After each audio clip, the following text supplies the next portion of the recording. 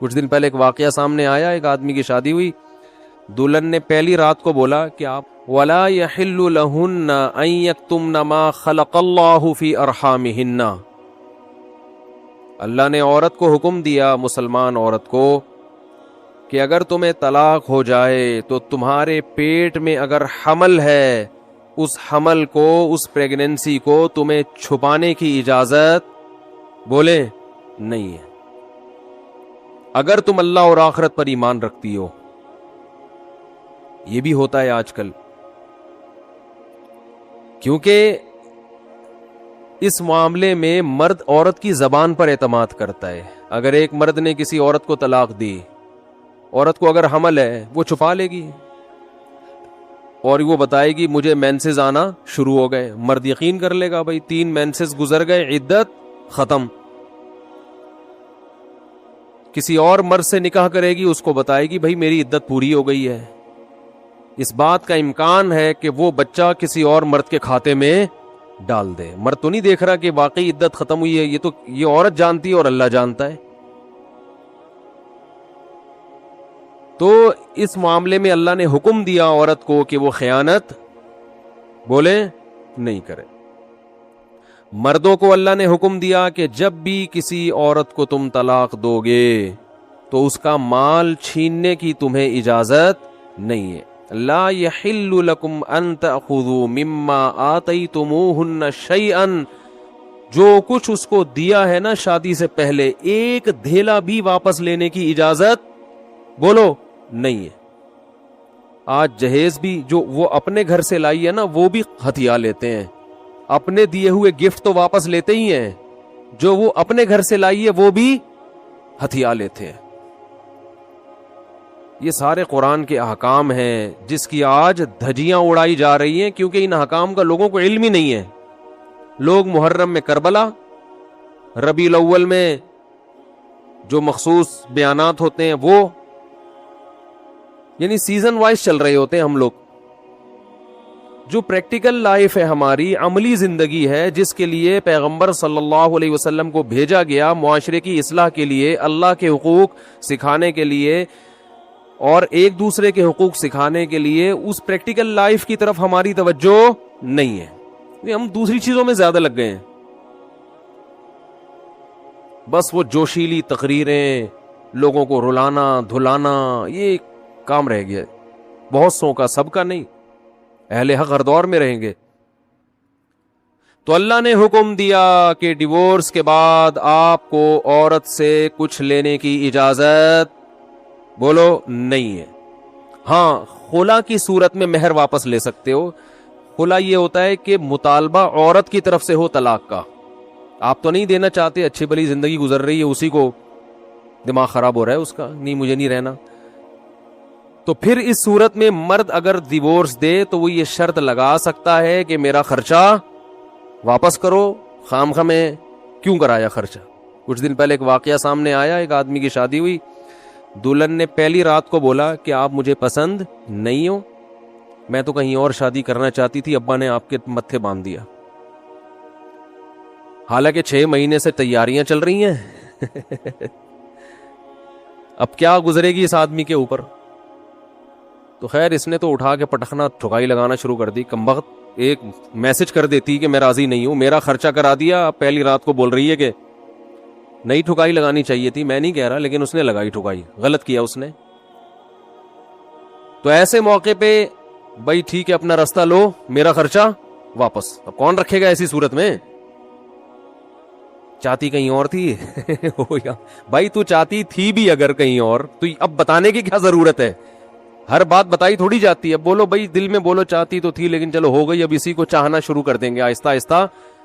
گدھا بھی اگر آپ پال لینا تھوڑے دنوں میں اس سے بھی محبت ہو جاتی ہے، تو پورا 2 ہاتھ 2 پاؤں کا انسان ہے، تھوڑے دنوں میں اچھا لگنے لگے گا، یہ سوچ کے صبر کر لو۔ پوری رپورٹیں پیش کر رہی ہیں اس کو پوری رپورٹ۔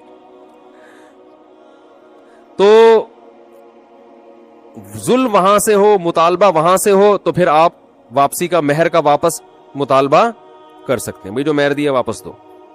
یہ بھی اللہ نے ان آیتوں میں حکم بیان کیا۔ ایک حکم اللہ نے یہ بھی بیان کیا کہ اگر رخصتی سے پہلے طلاق ہو جائے تو پورا مہر نہیں دینا پڑتا بلکہ آدھا مہر دینا پڑتا ہے. 1,00,000 روپے مہر رکھا گیا تھا, آپ ابھی رخصتی ہوئی نہیں, آپ نے ڈیورس دے دی, تو پورا مہر نہیں ہے بلکہ آدھا مہر ہے. اس میں اللہ نے ترغیب دی ہے کہ مرد پورا دے دے تو اچھا ہے, اور عورت کو ترغیب دی ہے کہ آدھا بھی معاف کر دو تو اچھا ہے. ترغیب دونوں کو دی جا رہی ہے, چھوڑو بھائی, لیکن حکم بیان کیا جا رہا ہے کہ مرد کو آدھا دینا پڑے گا اگر وہ مطالبہ کرے. اور اللہ نے اہم حکم یہ بھی بیان کیا کہ جب عورت کو طلاق دو تو جہاں وہ طلاق کے بعد نکاح کرنا چاہتی ہے اس کے نکاح میں رکاوٹ مت بنو, کباب میں ہڈی بننے کی کوشش مت کرو. یہ بھی زمانے جاہلیت میں ہوتا تھا اور آج بھی ہوتا ہے. فلا تعضلوهن ان ينكحن ازواجهن, اگر تم نے چھوڑ دیا ہے اس کو. عرب اس کو غیرت کا مسئلہ بنا لیا کرتے تھے کہ ہم نے چھوڑا ہے تو اب ہم کہیں اور اس کی شادی نہیں کرنے دیں گے. ہمارا معاذ اللہ یوں کہتے تھے تھوکا ہوا مال, جیسے آج بھی لوگ کہتے ہیں ہم نہیں کہیں اس کو نکاح کرنے دیں گے. اس سے بھی قرآن نے کیا کیا؟ منع کیا. اور اس سے بھی منع کیا کہ اپنی مرضی سے زبردستی اس کا نکاح بھی مت کراؤ طلاق یافتہ کا. ینکحن ازواجہن, اپنے سلیکٹڈ شوہر سے نکاح کرنا چاہتی ہے تو تم کباب میں ہڈی بولو نہیں بنو. یعنی اس کو یہ رائٹ ہے کہ وہ جہاں چاہے نکاح کرے. یہ بھی خرابی ہے آج کل. بعض علاقوں میں یہ خرابی ہے کہ بیوہ کو یا طلاق یافتہ کو نکاح تو کرنے دیتے ہیں, لیکن بعض علاقوں میں دستور ہے نکاح ہمارے ہی خاندان میں ہوگا, آپ ہمارے خاندان سے باہر نہیں جا سکتی. اس کو بھی قرآن نے کیا کیا؟ بولو ختم. نکاح بھی سے بھی نہیں روک سکتے, اور نکاح بھی وہاں ہوگا جہاں آپ نہیں بلکہ یہ چاہے گی. اس میں اللہ نے عمر کی کوئی قید نہیں لگائی. 40 سال کی بیوہ یا طلاق یافتہ ہو, 50 سال کی ہو, 55 سال کی ہو, یہ تمہارا ہیڈ ایک نہیں ہے. تمہیں زیادہ ٹینشن لینے کی ضرورت نہیں ہے. لوگ بڑی ٹینشن لے رہے ہوتے ہیں کہ تمہیں ضرورت کیا ہے, اب 4 بچے ہیں تمہارے, 5 بچے ہیں, اس عمر میں تمہیں شادی کرتے ہوئے شرم نہیں آتی. چھوڑو بھائی, کیا ضرورت ہے. تو اللہ فرماتے ہیں کہ تمہیں اس ٹینشن لینے کی ضرورت بولو یہ اس کا ہیڈک ہے, یہ تمہارا ہیڈک نہیں ہے. جیسے کوئی 4 شادیاں کر رہا ہے تو اس کا ہیڈک ہے نا, آپ کا ہیڈک تھوڑی ہے یہ. آپ پتہ نہیں کیوں پریشان ہیں, مفتی صاحب کو کیا ہو گیا, وہی ان کا ہیڈک ہے, آپ کا ہیڈک نہیں ہے یہ. میں اپنی بھی درمیان میں لگا دیتا ہوں نا. تو ہر ایک کے ہیڈک ہم نے پالے ہوئے ہیں. وہ یہ کیوں کر رہا ہے, وہ یہ کیوں کر رہا ہے, وہ کم عمر سے شادی کیوں کر رہا ہے, وہ بڑی عمر سے شادی کیوں کر رہی ہے, یہ ہوتے ہیں نا لوگوں کے مسائل. اس نے یہ کیوں کر لیا. ایک خاتون نے مجھے بتایا کہ وہ ایک دفعہ بیوہ ہوئی, اللہ کی قدرت دوبارہ شادی, دوبارہ بیوہ ہو گئی. تیسری دفعہ جب ان کی شادی ہو رہی تھی لوگ مذاق اڑا رہے تھے, بس کرو یار 2 دفعہ بیوہ ہو گئی, اب آرام سے بیٹھو. اب وہ بیوہ تو کوئی بھی ہو سکتا ہے, جوانی میں بھی عورتیں بیوہ ہو جاتی ہیں. تو اب دیکھو لوگوں کو تکلیف ہو رہی ہے, بھائی یہ اس کا ہیڈک ہے. اچھا لوگ اس سے شادی کرتے ہوئے ڈر رہے تھے ان سے کہ میں بھی پھر میں نہ مر جاؤں. تو اس کا اس سے کوئی تعلق نہیں ہے. ہو سکتا ہے 2 دفعہ بیوہ ہونا تقدیر میں لکھا ہو, 3 دفعہ نہ ہو. یہاں مجھے وہ چٹکلا یاد آتا ہے, وہ ایک آدمی نے, ابے چھوڑو چٹکلوں کو, ابھی قرآن کو فوکس کرتے ہیں. آخر میں چٹکلے ہونا یہ صحیح ہوتا ہے, درمیان میں ہی آ جائیں تو پھر سارا موضوع چینج ہو جاتا ہے. اتنے اچھے احکام بیان ہو رہے ہیں قرآن کے, آگے اس کو آپ نے لوگوں کو بتانا بھی ہے. تو اللہ نے حکم دیا کہ طلاق کے بعد ایک دھیلا واپس نہیں لینا. خلا کی صورت میں لے سکتے ہو, مگر خلا بھی شوہر کی رضا سے ہوتا ہے, یک طرفہ نہیں ہوتا, یاد رکھیں. دوسرا کام تم نے کیا کرنا ہے, اس کو کہیں اور نکاح سے روکنا نہیں ہے. تیسرا کام یہ کرنا ہے, نکاح بھی وہاں کرنا ہے جہاں وہ چاہتی ہے. تمہاری مرضی نہیں مسلط ہوگی, اس کی مرضی چلے گی. اور اگر پرانے شوہر سے نکاح کرنا چاہے اور 2 طلاقیں ہوئی ہوں تو وہاں بھی کر سکتی ہے, کیونکہ آیت کا ایک شان نزول بھی ہے. ایک صحابی نے اپنی بہن کا نکاح کسی صحابی سے کرایا, تھوڑے دنوں میں طلاق ہو گئی. طلاق ایک تھی, عدت ختم ہوئی, نکاح ختم. اب تھوڑے دنوں کے بعد دوبارہ ان دونوں کا دل چاہنے لگا کہ ہم آپس میں کمپرومائز کر لیں. ہوتا ہے وقتی طور پر اختلافات بہت زیادہ ہوتے آتے ہیں, جب دور رہتے ہیں تو آپس میں میلان ہونے لگتا ہے. لیکن وہ جو صحابی تھے نا جن کی بہن کو طلاق ہوئی تھی, انہوں نے کہا کہ اب میں اپنی بہن کا نکاح دوبارہ اس آدمی سے بولو نہیں کروں گا, اور کہا کہ یا رسول اللہ میں نے ان کی عزت کی, ان کو اپنی بہن نکاح میں دی, انہوں نے لڑائی جھگڑا کر کے طلاق دے کے میرے گھر میں بٹھا دیا اس کو, تو میں کیسے دوبارہ, ایک ذلت محسوس ہوتی ہے نا انسان کو. قرآن میں اللہ نے آیتیں نازل کی کہ اگر وہ اپنے شوہر سے نکاح کرنا چاہتی ہے تو درمیان میں رکاوٹ مت بنو. لڑے بھی وہ خود تھے, اب جڑ بھی خود رہے ہیں. نہیں آ رہی بات؟ اس کو بھی لوگ غیرت کا مسئلہ بنا لیتے, سسر صاحب بنا لیتے ہیں, میرے داماد نے میری بیٹی کو طلاق دی ہے, میں تو نہیں واپس بھیجوں گا. بھائی دنیا میں جو آدمی میں لچک نہیں ہے نا, فلیکسیبلٹی نہیں ہے, لچک نہیں ہے جس میں, وہ کبھی بھی کامیاب نہیں ہو سکتا. یاد رکھو یہ جو ہوتا ہے نا, میں اصول کا پکا, بھائی اصول کا پکا ہونا تو اچھا ہے, لیکن یہ اصول ہی غلط ہے کہ جو کہہ دیا تو اس پہ قیامت تک قائم رہنا ہے. یہ اصول ہی غلط ہے. اصول یہ ہونا چاہیے کہ جب موقع کی مناسبت سے جو بات ٹھیک لگے گی اپنے آپ کو چینج کر لوں گا. یہ اصول ٹھیک ہے, اس اصول پہ پکے رہو, اور یہ نبی سے ہمیں ملتا ہے یہ اصول. حدیث میں آتا ہے ایک صحابی نبی کے پاس آئے, مجھے صدقہ چاہیے, یہ چاہیے, وہ چاہیے. آپ نے فرمایا اللہ کی قسم تم پر خرچ نہیں کروں گا میں. وہ چلے گئے, آپ نے دوبارہ بلایا, فرمایا ان پہ صدقہ کرو, دے دو. وہ پریشان, یا رسول اللہ آپ نے تو قسم اٹھائی تھی کہ میں آپ کو نہیں دوں گا. آپ نے فرمایا مر رآ علی یمین فرآ غیرہا خیرا منہا فلیکفر عن یمینہ, کہ جو شخص کسی بات پہ قسم اٹھا لے, جائز بات ہو, کوئی اگر حرام پہ قسم اٹھائی وہ تو بچنا لازم ہے نا, کہ میں گناہ نہیں کروں گا, وہ تو ویسے ہی حرام ہے. جائز کام, صدقہ تو جائز ہے نا, بلکہ ثواب ہے. فرمایا کوئی کسی جائز کام پہ قسم اٹھائے, پھر بعد میں اس کو خیال ہو کہ مجھے قسم توڑ دینی چاہیے, اس کا مائنڈ کیا ہو گیا, چینج, تو اسے چاہیے قسم توڑ دے اور کفارہ ادا کر دے, اس قسم پہ قائم بولو نہ رہے.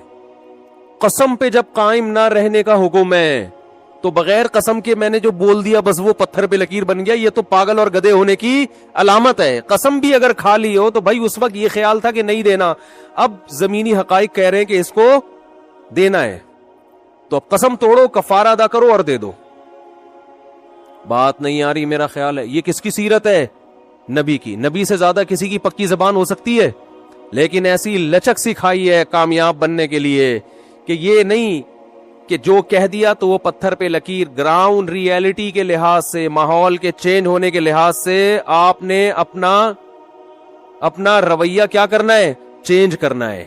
اس وقت آپ کی رائے یہ تھی, اب آپ کی رائے وہ ہے, کیونکہ زمینی حقیقت بھی چینج ہوتی ہے اور انسان کی نالج بھی چینج ہوتی ہے اور انسان کی رائے بھی چینج ہوتی ہے. بعض دفعہ نالج چینج نہیں ہوتی, انسان تانے بانے ملا کے ایک رائے قائم کرتا ہے, بعد میں جب اور گہرا سوچتا ہے تو اسے لگتا ہے کہ وہ رائے ٹھیک نہیں تھی, تو وہ اسٹیٹمنٹ اس کا کیا ہو جائے گا, چینج. کوئی بات نہیں, دن میں 100 دفعہ چینج ہو جائے. ناکام وہ ہے جو کہہ دیا تو اڑ گیا, بس کچھ بھی ہو جائے.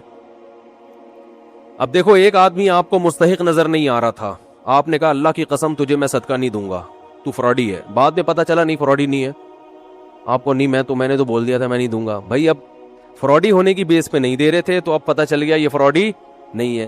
بعض دفعہ پہلے بھی پتا تھا فراڈی نہیں ہے, اب بھی پتا ہے نہیں ہے, لیکن پہلے خیال تھا کہ نہیں دینا چاہیے, اب خیال ہے کہ دے دینا چاہیے, تو رائے چینج کر لو. بہت مشکل ہے.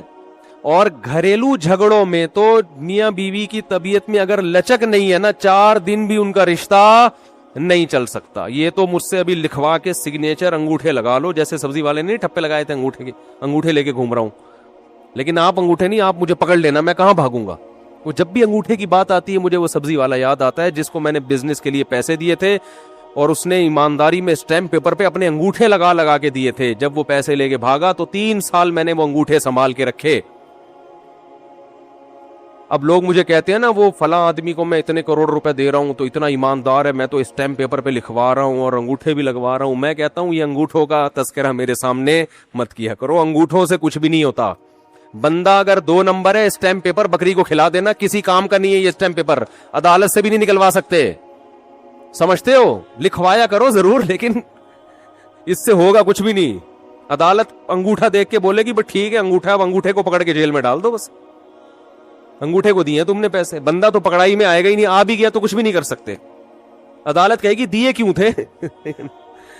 تو پیسہ دینے سے پہلے 100 دفعہ سوچا کریں. خیر، تو کیا بات چل رہی تھی؟ ابے انگوٹھے کی بات کہاں سے آئی ہے؟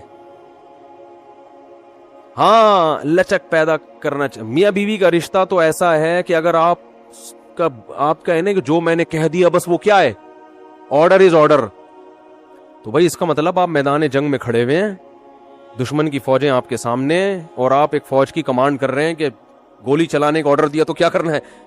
یہ گھر ہے، یہ میدان جنگ بولو نہیں ہے. یہاں آپ کا اسٹائل یہ ہونا چاہیے، آپ نے بیوی کو آرڈر دیا، گراؤنڈ ریئلٹی یہ کہہ رہی ہے کہ بھائی میرا روب اس پر بیٹھا ہوا ہے اور وہ پکوڑے بنا بنا کے خود ہی کھا رہی ہے، آپ کو ایک لقمہ بھی نہیں کھانے دے رہی. آپ غصے میں آئے، آپ نے کہا بیگم مزید پکوڑا اگر کھایا نا تو گراؤنڈ ریئلٹی کہہ رہی ہے کہ اس دھمکی سے یہ پکوڑے کھانا چھوڑ دے گی نا. لیکن آگے اس کا ایٹیٹیوڈ آپ نے دیکھا، اس نے کہا تو کیا کر لے گا، فوراً وہ کرچھلی اٹھائی، تو کیا کر لے گا، فوراً لچک پیدا کرو. بولو تو صبر کروں گا اور کیا کروں گا، یہ کامیاب، یہ گھر کیا کیسے چلے گا، یہ رشتہ جوڑا رہے گا. اگر آپ نے اس کے ایٹیٹیوڈ دیکھ کے، اس کی پیشانی پہ سلوٹیں دیکھ کے اپنی دھمکی کو واپس نہیں لیا تو یہ گھر کیا ہوگا، پکوڑے تو کھا لو گے آپ لیکن آپ کے بچوں کی ماں مارکیٹ سے شارٹ ہو جائے گی. تو اس میں گھر کے اندر کا اصول لچک، کامیاب آدمی وہ، ہاں ناقابل برداشت کوئی معاملہ ہو جائے تو ایک الگ بات ہے. تو اللہ نے کیا حکم دیا کہ اگر ڈیورس ہو گئی ہے پھر دوبارہ ملنا چاہتے ہیں تو کباب میں ہڈی بولو مت بنو، ملنے دو ان کو، کوئی مسئلہ نہیں ہے. ہاں یہ قرآن نے کہا ہے کہ اس شرط میں ملیں کہ ان کا اپنے بارے میں یہ خیال ہو کہ دوبارہ وہ جھگڑے نہیں کریں گے. ایسا نہ ہو ملتے پھر وہی ٹینشنیں شروع کر دیں، اب دوبارہ اپنی اصلاح کر کے آئیں کہ بھئی اب ان ماضی کے قصوں کو چھیڑنا نہیں ہے. لیکن یہ ایک یا دو طلاقوں کے بعد ہے، 3 طلاق کے بعد نہیں مل سکتے جب تک کہ کہیں اور نکاح نہ ہو جائے اس کا.